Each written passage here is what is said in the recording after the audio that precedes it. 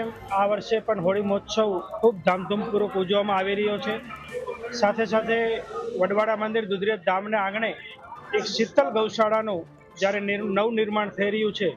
એ ગૌશાળાનું એટલે આવતીકાલે હોળી મહોત્સવના દિવસે પરમ પૂજ્ય વરિષ્ઠ સંતો મોરારી બાપુથી લઈને શંકરાચાર્ય ભગવાનથી લઈને મહામંડલેશ્વર સૌ સંતો મહંતો અને રાજકીય આગેવાનો સામાજિક આગેવાનો દ્વારા એ ગૌશાળાનું ઉદ્ઘાટનનો કાર્યક્રમ રાખેલો છે કે આ વર્ષે પૂજ્ય બાપુ કણીરામ બાપુની જે અતિ પ્રિય વાલી ગા એટલે ગાય શીતલ માતાનું પણ જ્યારે જે શીતલ માતાના નામે ગૌશાળા બંધાવવામાં આવી છે તે ગૌશાળાનું અને શીતલ માતાજીની મૂર્તિનું જ્યારે આવતીકાલે અનાવરણ થવા જઈ રહ્યું છે. અને આજે વજા બાપાની જગ્યા કોઠારિયા ધામ મુકામેથી દુધરેજ વડવાળા મંદિર સુધી ગૌ યાત્રા યોજાઈ છે, જેમાં લાખો શ્રદ્ધાળુઓએ લાભ લીધો છે. જેમાં અમારો રબારી સમાજ તો ખરો, પણ વિશેષ જણાવતા આનંદ થાય કે 18 આલમ ઉલ્લાસથી જોડાય છે આ યાત્રામાં.